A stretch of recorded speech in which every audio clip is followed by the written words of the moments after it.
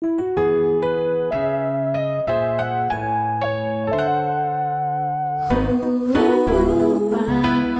hati kita, pakai hati kita.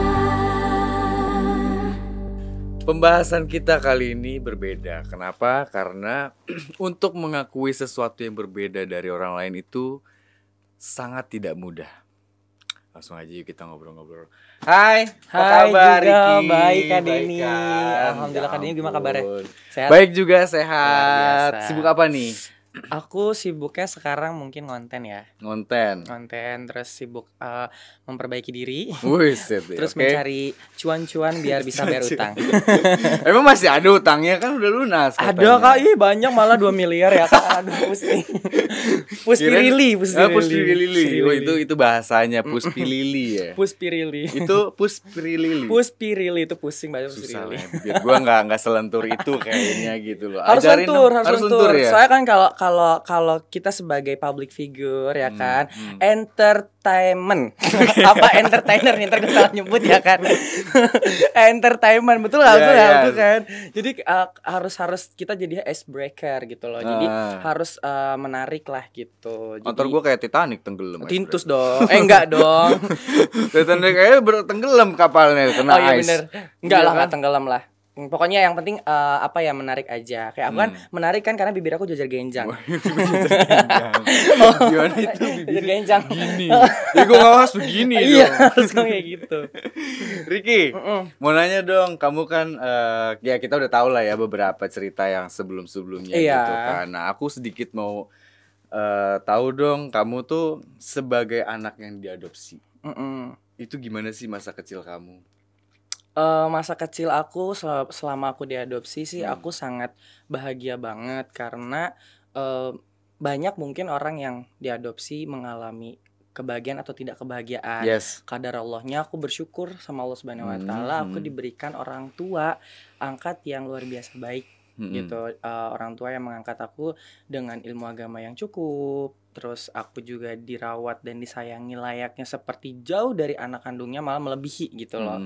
Dan dibesarkan sampai aku bisa menjadi saat ini gitu. Itu karena doa orang tua angkat aku. Jujur kalau untuk aku jadi anak angkat sebenarnya memang aku nggak tahu. Cuman yang bikin aku tahu adalah gini loh Kak Den. Ketika aku bandel waktu kecil, ibu aku tuh ngomong kayak gini, kamu tuh bandel ya, nanti kalau bandel saya balikin tuh ke Kang Kadis. Aku Kang Kadis bingung nggak dong, tahu tuh siapa. Kang Kadis siapa? Namanya anak kecil kan ya, umur-umurnya aku nggak tahu, umur mungkin 3 tahun 4 tahun kan hanya bisa mencerna ya apa kata omongan orang tua gitu, nggak bisa cuma berpikir lah kalau kita anak kandung otomatis kita pasti diomelinnya dimarahinnya nggak kayak gitu. Terus aku bilang berarti kalau Kang Kadis emang bapakku siapa, kan ibu bapakku ada gitu. Terus akhirnya pokoknya selalu kayak gitu, ibu aku tuh marahnya nggak bisa terkontrol, jadi marahnya entah aku balikin ke Kadis. Nah suatu ketika aku lagi ke Lenteng Agung, ke rumah saudaraku bilang iya sebenarnya harusnya tuh Kiki anak saya. Cuman karena Lekmut kan nama ibu aku Sri Mudriah ya. Jadi karena Lekmut Sri Mudriah. Siti Mudriah. Oh, Siti Mudriah. Nah, dipanggilnya sama ponak-ponakannya tuh Lekmut gitu. Karena Lekmut tuh nggak punya anak, jadi kan sebelumnya ibu aku itu punya anak lahir tua. Jadi kebetulan anaknya meninggal umur setahun. Jadi akhirnya dia cerita ya jadinya buat Lekmut gitu. Nah aku tuh langsung kaget dong pas lagi di situ. Loh maksudnya gimana ya, ini aku anak siapa? Jadi mereka udah panik gitu loh, karena kan aku udah mengerti dong di umur sekitar 5 tahunan ya. Tunggu deh. Bukannya waktu kemarin kamu bilang asal muasal kamu taunya awalnya itu karena lagi ngeberesin baju terus ada surat yang jatuh. Itu kemarin nggak detailing. Oh, nggak Ini lebih detailing. Oh, detailing lagi. Jadi ini kayak waktu kecilnya dulu storynya nih gitu. Tapi aku nggak paham juga. Nah pas dari kayak bandel kayak gitu aku nggak paham lah, ketemu di titik itu. Jadi orang tua sampai saat ini memang nggak menceritakan. Sampai almarhum ibu angkat aku juga nggak bilang. Cuman ya karena surat aku pas di atau SMP, kayak nggak salah SMP, surat itu jatuh kan yang aku lagi ngeberesin buku itu. Nah dari situ sih Kak, dari situ akhirnya aku baru tahu pengangkatan kayak jual beli tanah kan, pengangkatan pihak satu pihak kedua gitu. Yang dulu kalau nggak salah nama aku tuh Muslim kalau nggak salah ya, diganti jadi Ricky. Nah dari situ aku yang kayak oh ternyata aku anak angkat loh. Sempet sometimes aku tuh kayak pas ketemu itu di kamar aku nangis. Ya Allah. Ya apa yang kamu rasain tuh waktu itu Iya. pas tahu kayak gitu? Dibilang hancur berkeping-keping, bukan hancur tapi kayak terus orang tua aku siapa gitu. Dan aku tuh berarti bukan didikan orang Jawa dong gitu. Aku bukan anak real orang Jawa, tapi aku siapa aku gitu loh. Bagaimana ketika kamu ketemu ibu kandung kamu dan waktu itu apa yang terucap pertama kali dari mulut kamu tuh? Gak ada sih, tapi cuma kayak speechless aja sih. Kayak karena gini, aku sangat bersyukur dididik sama orang tua kataku gitu loh. Dan dengan kondisi yang aku punya kembaran, aku punya umi, aku tuh kayak kaget gitu. Seriously gitu, maksudnya kayak, gue anak dari mereka gitu. Maksudnya masa sih gitu. Nah, mama kamu tuh ngelihat kamu perawakannya akhirnya begini, ada sesuatu yang dia komentarin nggak? Umi aku nggak ngerti kak. Jadi orang zaman dulu itu kenapa bapakku nikah sama umi aku nggak tahu. Cuman Duda ketemu janda. Gitu loh. Dan kita dilahirkan itu cuman anaknya aku sama kembaran aku. Nah umi aku tuh nggak bisa bahasa Indonesia, nggak tahu tentang matematika, nggak tahu semuanya. Oh jadi benar-benar kayak di pedalaman kampung gitu. Jadi dia benar-benar nggak tahu. Jadi ketika aku sama umi aku, kita nggak bisa komunikasi bahasa Indonesia. Jadi harus ada perantaranya gitu loh. Jadi ngomongnya Sunda, dan aku kayak nanya kapan sih dia nanyain makan gitu. Pokoknya kayak ngomong Sunda, full Sunda gitu loh. Kembali ke masa kecil nih. Ketika kamu dapet label banci atau dipanggil banci itu apa sih? Kamu marahnya tuh gimana sih? Apa terganggu banget kah dengan hal itu waktu itu? Jadi sometimes aku sempet kayak dulu menyalahi ibu aku sih, karena ibu aku kan mungkin saking sayangnya dulu. Jadi pas ada pengangkatan anak ini, yang mau diambil cewek apa cowok, yang diambil cewek nih. Tapi dikasih tahu lagi kalau cewek otomatis nanti ketika nikah kan dijawab kabul harus sama bapak kandung. Oh iya, Akhirnya ditaruh lagi, diambil aku nih. Nah karena emang ibu aku sayang banget sama aku, kayak aku seperti layaknya perempuan, jadi aku dibeliin pakai bajunya baju cewek. Terus aku harus main sama perempuan, nggak boleh main sama cowok. Kalau main sama cowok ya ibaratnya kan kasar ya cowok itu gitu. Dan akhirnya saking sayangnya, dan aku diajarin nyapu, ngepel. Nah belakang rumahku tuh dulu kan ada kali, jadi kita selalu nyuci baju tuh di kali kayak gitu. Dan itu tuh aku bersyukurnya, bukan bersyukur, kayak akhirnya aku tuh ngerasa kok cowok itu jadi bukan gue, kayak cewek itu masalah gini, cewek itu gue ngerasa kayak kok lu jadi kayak kompetitor gue ya. Gitu loh. Bukan malah gue menyukai cewek, tapi jadi kayak kompetitor, karena aku mainnya BB-BPan, main congklak. Karena di zaman itu aku mainnya sama cewek gitu loh. Banyak kan cewek gitu. Cowok itu main bola, aku nggak pernah main kayak gitu. Di situ sih aku ngerasa kayak. Tapi kamu pernah bertanya-tanya nggak kenapa aku harus main sama perempuan? Aku juga nggak tahu. Jadi aku bikin konten itu kan emang nggak ada ya kak, gen untuk penyimpangan itu kan nggak ada ya. Cuman aku ngerasa emang kalau dari kecil tuh aku memang ngerasain kayak aneh gitu loh kak. Kayak aku ngerasa kalau jadi cewek, bukan jadi cewek ya, lebih ke main sama cewek itu lebih nyaman aja sih. Kalau dibilang sama cowok kan kayaknya tuh mungkin karena traumatik ya, korban bullying juga kan. Aku sekolah tuh baru beli tasnya dicoret-coret, pakai tipek, terus diilangin kaos kaki atau buku diumpetin, sepatu tuh ditaruh atas pintu. Saking takutnya sama cowok tuh kayak gitu kak, jahilnya tuh luar biasa. Isengnya sih emang kayak gitu sih. Iya gitu. Jadi makanya ibu aku kayak aku cerita aku nangis, ibu aku nggak mau lagi suruh main sama anak cowok kayak gitu sih.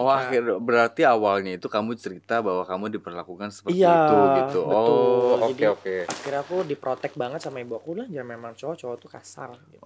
Jadi memang karena kasih sayang ya. Aku kira dari awalnya memang sudah ditanamkan seperti itu. Ternyata enggak ya, dari cerita kamu dulu ke ibu kamu baru dia memperlakukan seperti itu. Sebenarnya sih menanamkan juga sih. Sebenarnya menanamkan karena emang sayang sih kak. Karena emang kebetulan kan dia juga trauma, udah anaknya meninggal, tinggal satu-satunya nih, mungkin disayang banget. Nah aku juga berpikir bahwa bapakku tuh nggak sayang aku gitu. Karena sebenarnya dia laki-laki yang cuek banget. Jadi dia nggak nanyain makan, kita nggak pernah makan bareng. Padahal sebenarnya rasa sayangnya dia tuh nggak lebay kayak ayo sini sama papa, kan ada yang kayak gitu. Ini enggak, dia dengan perlakuannya dia dengan jarak jauh sayangnya gitu. Ketika kamu tumbuh menjadi sesama penyuka sejenis gitu kan ya, kamu gimana sih menghadapi judging sosialnya gitu? Kalau di judging mah pasti kak, nabi kita aja kan, Muhammad gimana, nabi kita Muhammad SAW aja banyak kan yang lebih apa kita gitu. Waktu judging terparah tuh apa? Ini dari sosial dulu ya, aku mau tanya nanti ke lingkungan. Judgingnya tuh sebenarnya gini sih kak, yang ngehujat aku rata-rata sama kayak Eke Rata-rata. rata-rata gitu. Jadi kayak lu tuh nggak bisa jadi gue dan gue juga nggak bisa jadi lo. Oh Gitu. justru yang lebih toksik dari situ ya? Iya, jadi yang itu yang lebih parah Dari tuh lebih sekitar yang sesama justru. sesama. Jadi Oke. gini, pas aku cek Instagramnya tuh Instagram yang fake gitu loh, yang dia nggak ada follower atau apa, dia selalu nongol. Aku nggak tahu siapa itu. Pakai fake account. Fake gitu. account dan kayak apapun yang aku kontenin, dia pasti selalu ngejelek-jelekin aku. Kayak ngejas aja dengan hal yang jelek, cuman aku langsung aku delete. Sampai for this moment pun sama. Kamu tutup kuping aja gitu ya. Dulu kena mental. Kena mental. Nah, Sekarang- kamu gimana tuh menghadapi itu? Untuk menghadapinya ya dulu kena mental, makanya aku stop it untuk nggak mau lagi. Tapi kesini-sini ya udahlah, kita berkarya aja gitu loh. Orang kan penilaian orang beda-beda kan. Rambut sama-sama hitam, Iya. tapi orang punya nilai. Pikirannya beda-beda. Aku cuma berpikir gue udah masuk ke dunia entertain nih. Dan gue Entertainment. harus belajar menjadi oh ya bener salah ya tadi entertainment. Entertainer mah orangnya ya. Iya. Menjadi entertainment sejati gitu kan, entertainer sejati dan jadi entertainment. Dan aku punya skill gitu loh. Ternyata aku harus mensyukuri apa yang aku milikin sekarang gitu. Iya, iya. Nah, dari lingkungan sekitar, lebih ke keluarga deh. Itu melihat kamu kayak gini gimana? Aku orangnya pemalu. Jujur aku insecure banget. Ya maksudnya kan ngeliat perawakan kamu gini, Iya. apakah mereka ada komentar yang negatif kah tentang kamu gitu? Itu pasti. Di Sudi Mampir itu kan karena emang ibu aku terkenal, jadi pas ibu aku meninggal tuh mereka udah tahu. Malah lucunya adalah ketika aku dulu bawa laki-laki gitu kan, kayak tetangga-tetangga kayak ih bawanya lakinya cakep-cakep banget gitu. Tapi kalau ketika aku bawa cewek aneh gitu loh. Gitu kayak ih kok lu bawa perempuan sih gitu, pasti temen lu ya gitu. Kalau bawa laki tuh kayak pasti pasangannya gitu kayak. Tapi bersyukurnya ketika ibu aku udah meninggal, tetangga aku ngedoainnya kita doain ya semoga bisa cepat nikah. Bersyukurnya aku tuh dari doa-doa itu sih sebenarnya. Kalau buat saudara sendiri I don't care, karena saudara emang gitu sih ngejas. Buat saudara yang keluarga yang ibu angkat aku ya, kalau bapak angkat aku enggak. Tapi kalau untuk yang saudara jonggol, aku udah jelasin, mereka ya nggak apa-apa. Tapi kalau yang paling saudara ibu aja sih yang kayak nggak boleh mas, ini dosa gini-gini, ya bodo amat, lu juga ngasih makan gue. Ricky mau nanya dong, pernah nggak marah sama Tuhan? Pasti Boleh diceritain? Dalam Pas- kondisi apa? pasti kondisinya gini loh. Satu, aku korban billing. Kedua, aku anak angkat. Ketiga, aku hidupnya begini. Ya Allah, kenapa sih? Gimana? Gue harus gimana gitu loh. Gue tuh bukan orang yang baik, gue tuh bejat banget gitu.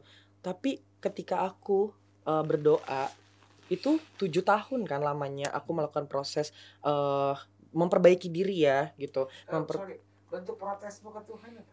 Itu mabok. Mabok, terus aku Larinya kemana aja? gini, free sex, Mm. mabok. Langsung akhirnya aku yang dulunya polos-polos aja, nggak pernah nyentuh dunia clubbing, aku cobain semua. Namanya dari rokok semua aku cobain, minuman semua aku cobain, narkoba pun pernah aku cobain gitu loh. Sampai bahkan seks pun aku free sex. Cuman di situ kayak udahlah gue males gitu. Kamu waktu itu ngerasa bodo amat lah, Tuhan juga gak sayang sama gue gitu Iya, kan rasanya iya. pasti. Tapi dengan semakin aku nggak percaya sama Tuhan, kayak Allah malah menunjukkan kekuasaannya.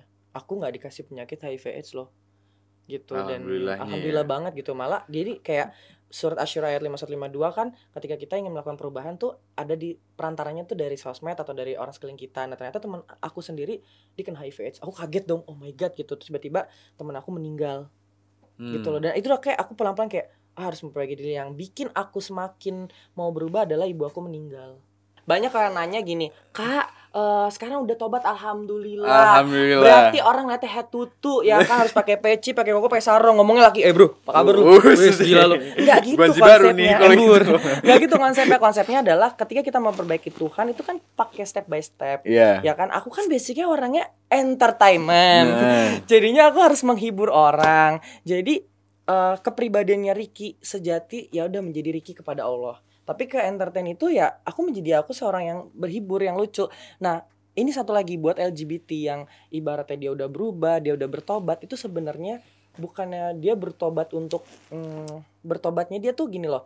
Dia bisa menahan hawa nafsu dia sendiri gitu loh. Karena musuh terbesar kita kan menahan hawa Hawa nafsu nafsu, kita ya. gitu loh. Dulu aku free sex karena banyak ujian dari Allah. Jadi aku sekarang menahan hawa nafsu aku. Buat apa sih? Kita ngaca sendiri aja. Kita udah tua loh, mau kayak gimana? Kayak gitu. Jadi memperbaiki diri kita pelan-pelan kayak gitu Kak. Jadi kalau dibilang bertobat, insya Allah mudah-mudahan Masih proses. pakai aja doa, tapi yang dulu aku udah tinggalin pelan-pelan kayak gitu. Kalau aku memprotek diri aku dengan cara aku gitu loh.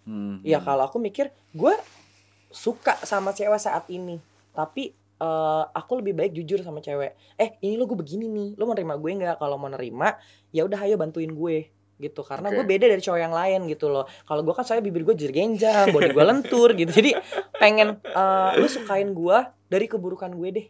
Jangan karena gue itu mungkin lo bilang gue baby face, gue menarik, gue enggak. Gue harus nunjukin gue yang buruknya dulu. Kayak gitu sih Kak. Pernah ngerasa pengen di hipnoterapi gitu gak? Udah. Ini yang bikin aku menyukai sama wanita tuh karena aku ketemu sama Kak Hasan di Lampung.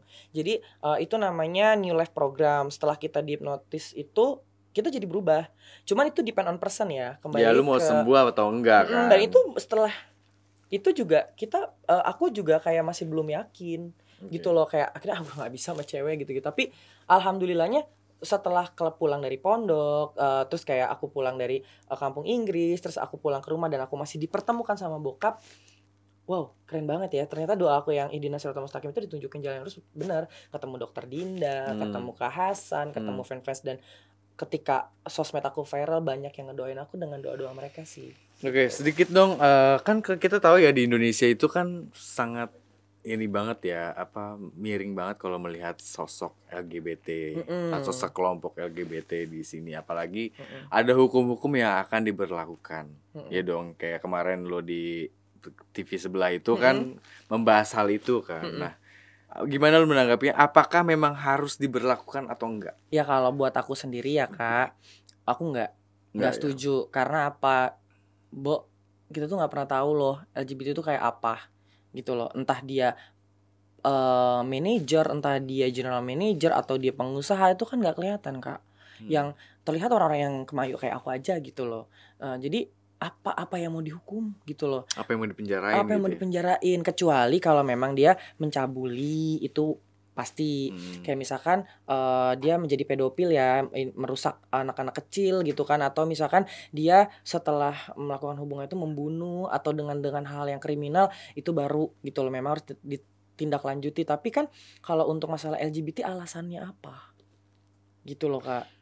Kadang lu nggak pernah tahu ya, kayak kenapa juga gue bisa kayak gini gitu. Iya, jadi gue juga nggak tahu loh kenapa gue diciptain kayak gini gitu loh. Dan gue kenapa speak up juga kan butuh mental yang kuat dong Kak. Yes. Gue pasti banyak loh yang ngehujat gue, yang ngehajar gue, tapi ya gue sekarang cuma lillah aja. Semoga orang nonton ini kan penilaiannya beda-beda. Kalau yang menerima baik, alhamdulillah termotivasi karena dia mengalami sama seperti gue. Kalau yang enggak, ya lu nggak usah ngehujat, karena kita nggak pernah tahu kan mana tahun lu ngehujat tiba-tiba anak lu atau diri lu sendiri jadi penyimpangan seksual, Kebalik sendiri. ngeri kan. Jadi kita berdoa aja sama-sama. Menurut lu nih yang paling pantas tuh gimana sih mensosialisasikan orang-orang ini gitu? Ini kemarin gue dipanggil kan di salah satu podcast besar gitu. Yeah. Gue nggak banyak bicara karena di sana gini loh, ngapain kita bikin undang-undang?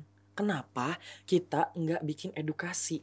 Orang yang nggak tahu biar tahu tentang LGBT, dan sekarang gimana caranya penyembuhan dan pemulihannya.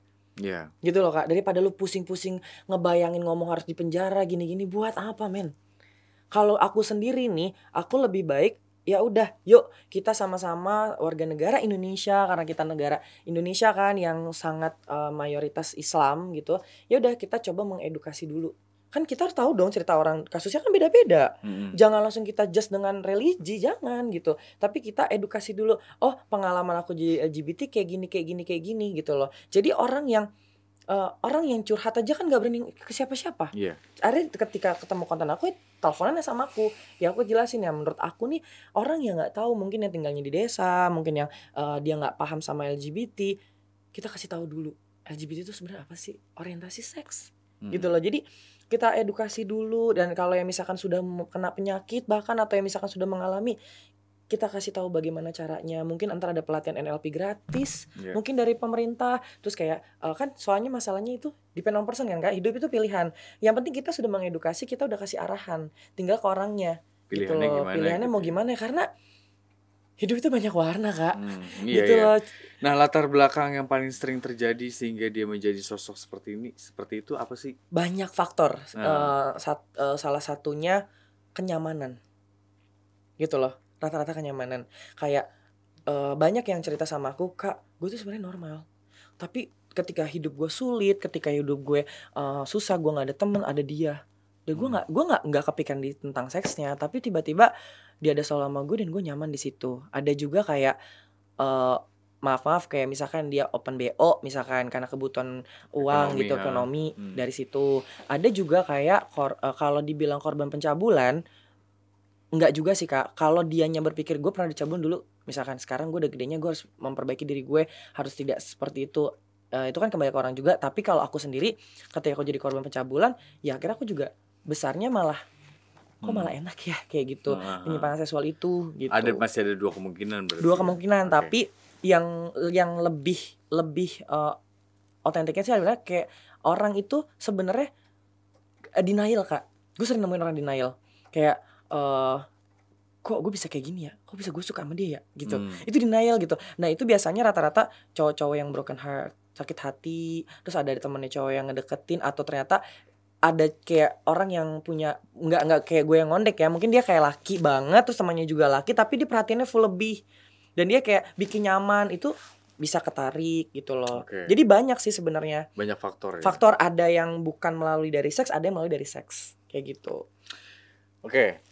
Gue mau tanya satu penasaran doang sih. Oke. Kenapa sih Bancis tuh demennya bencong ya? Itu demennya ngincernya cowok-cowok normal. Itu adalah bagaikan suatu mahkota besar buat kita sebagai LGBT. Why gitu loh. Karena gini loh, Beb. Kok jadi Beb? Karena gini loh Kak Denny. Kalau kita suka sama gay, udah biasa Beb. Tapi kalau kita, Tapi kan itu udah duniamu gitu kan. udah Ya kayak dong? dia gay udah tau lah pasti role playnya kayak gimana. Tapi kalau cowok normal tuh kayak enak nih rasanya gitu, karena dia itu kan nggak suka sama selayaknya laki-laki, tapi dia sukanya sama cewek. Jadi dia pasti akan kayak rasanya beda, feel-nya pun beda. Dia akan memperlakukan kita tuh seperti perempuan. Dia akan memperlakukan kita tuh karena gini, kesetiaan itu ada di situ gitu loh. Dia kayak, aku dulu punya mantan ya. Jadi aku nanya, kenapa lo milih gue gitu, kenapa lo gini? Nggak tahu ya, ternyata kamu tuh enak diajak buat sharing, bukan di hal seksnya ya, tapi diajak sharing. Terus kamu tuh tahu banget aku kayak butuh kayak apa, dan ternyata emang kamu tuh enak. Jadi dan aku ya iyalah gitu, dan itu butuh ngedapetin laki-laki itu sangat susah banget. Biasanya istri orang, laki-laki yang beristri itu lebih menarik. Iya. Laki-laki yang beristri lebih menarik, karena makanya kan dibilang biseksual itu kenapa. Jadi ada loh yang diam-diam kayak gini, dia aku sebenarnya udah beristri tahu, dibilang, tapi tiba-tiba selingkuhan aku laki atau waria atau apa gitu. Iya, karena dia pengen role play sama orientasi seksnya dia, dan ternyata dia nyaman dengan seks itu. Gitu loh. Kalau aku sendiri enggak. Kalau aku dibilang open BO, enggak pernah open BO. Aku enggak pernah macam-macam sama orang, cuman memang aku orangnya seneng buat relationship, pacaran jangka panjang. Tapi aku ngedapetin itu juga enggak rata-rata, enggak, dulu pasangan aku enggak ada yang gay atau ngondek, tapi rata-rata laki semua. Jadi kayak misalkan kenal gitu ya Kak, itu butuh waktu juga, kayak setahun gitu tiba-tiba kayak gue tahu nih gimana cara lo suka sama gue. Gitu kan, kayak masakin dia, kayak jadi temannya dulu, dikit-dikit kayak mendekat kayak ada titik momen di mana yang kayak akhirnya gue mendapatkanmu gitu. Akhirnya dia nggak bisa lepas sama gue Kak. Itu kayak aduh, gue dulu bodoh banget kayak gitu. Jadi gue langsung dapet crown gitu kan, ada teman-teman kesekongan gue itu kayak, ya Allah Beb, dapetin normal gitu, kayak langsung dikasih crown gitu. Gue gitu loh. Kayak gitu sih, itu kayak zaman-zaman kayak itu loh gue gitu. Enggak, tapi lu ngerasa gak sih kalau itu merusak orientasi orang lain akhirnya gitu? Iya iyalah, gila. Usaha apa sih yang terberat di dalam hidup Ricky ketika melakukan proses memperbaiki diri? Usaha terberat ya. Ini buat motivasi buat teman-teman semua ya. Iya. Aku dapat dari Ustadz Hadi Hidayat. Wasta'inu bisobri wassalah gitu. Jadi ketika kamu dihadapkan dengan masalah yang besar, ya kita harus terima dan ikhlas gitu. Dan kita juga harus ketika kita sholat, kamu sholat kepadaku, memintalah what you want, what you need gitu. Insya Allah nanti Allah akan mendatangkan satu-satu pelan-pelan tapi pakai proses gitu loh. Jadi itu bener banget, relate banget, dan aku udah selalu bilang sama teman-teman semuanya yang sering sharing sama aku, yang sering telepon aku gitu kan, aku bilang kalau aku sendiri pakai caranya itu, kita kalau mau memperbaiki diri, pertama kita wajib banget sholat di awal waktu gitu kan, karena dengan kita sholat di awal waktu dan kita sholat itu jangan ditinggal, itulah cara Allah memprotek diri kita untuk hal-hal yang tidak baik. Ketika memang kita udah terjerumus tiba-tiba, ya namanya manusia kan ladangnya dosa, kan ada namanya sholat taubat, habis bermaksiat sholatlah taubat gitu. Karena buat aku lebih enak kita bermasalah sama Allah, karena ketika kita minta ampun dimaafin sama Allah. Tapi kalau kita masalah sama manusia belum dimaafin, rezeki kita seret gitu loh Kak. Jadi aku selalu memberi motivasi buat teman-teman bahwa setiap manusia ada masanya, setiap masa ada manusianya. Jadi kita sadarilah bahwa ketika kita bertambahnya umur, ya masa-masa yang sudah lewat ya udah lewat. Kita harus menikmati masa-masa yang baru. Gitu. Berarti usaha terberatmu sholat dong kemarin? Usaha terberat memperbaiki dirinya, kalau ya pastinya ibadah itu berat banget. Tapi ketika kita sudah gini, bapakku nyaranin dulu aku suruh sholawat, aku nggak pernah mau. Ini maksudnya karena didikan aku muslim ya Kak. Jadi ternyata emang sholawat itu enak gitu kan. Terus aku diajarin sama bapakku suruh duha, ternyata dari yang 2 rakaat jadi 4 rakaat. Yang tadinya nggak pernah jadi bisa karena terbiasa. Gitu loh, dan akhirnya jadi kayak terbiasa gitu, kayak tahajud pun sama gitu. Dan itu memang nggak cuman Islam, maksudnya semua agama itu kan mengajarkan kebaikan dan kedamaian buat hati kita. Gitu loh. Jadi buat aku sangat damai dengan religi aku. Terakhir tipsnya lah buat LGBT di luar sana yang masih proses atau masih dalam dunia itu. Baiknya gimana? Tipsnya nih ya buat teman-teman LGBT semua, yang penting kalian itu harus yakin dulu sama Allah. Mau susah, senang, pahit, pedih, bahagia, tapi tanamkan di hati kalian itu Tuhan kalian. Kalau kalian yakin sama Tuhan kalian, pasti kalian percaya dan pasti kalian kuat dengan hujatan orang, gunjingan orang, ujian itu tinggal kayak aku sekarang. Ada duit gak ada duit, seneng, bahagia, terus aku nikmatin semuanya. Dan ketika lo yakin, bukan kita, karena gini, ketika lo nanya, Kak gimana berubah keluar dari LGBT gitu kan, sama aja lo kayak nanya dong, di mana Tuhan tuh gak akan pernah nyampe. Tapi ya Allah, tunjukinlah hamba jalan yang lurus ya Allah. Doanya kayak aku dikasih tahu sama Mem Septin kan, sama Mem Minda, motivator aku ya, public speaking aku. Jadi Ricky doanya ditambah, berikanlah saya nafsu dengan wanita gitu. Dan itu benar, akhirnya aku didatengin sendiri. Kak Hasan datang sendiri, Dokter Dinda datang sendiri, ke podcast kemarin ketemu sama orang-orang besar itu datang sendiri, ilmu sendiri, dan ketemu kalian di sini kan tuh, ya kan? Ini pakai hati kita. Jadi kita harus pakai hati kita. Bukan pakai omongan orang, bukan dengerin omongan orang, tapi pakai hati kita, karena hanya hati kita yang memberikan kedamaian buat kita, dan yakin buat diri kita sih. Luar biasa. Ricky, thank you banyak udah datang ke podcast kita. Sampai ketemu lagi, nanti kita ngobrol-ngobrol lagi ya. Sukses buat Kak Dini. Oke guys, bye-bye.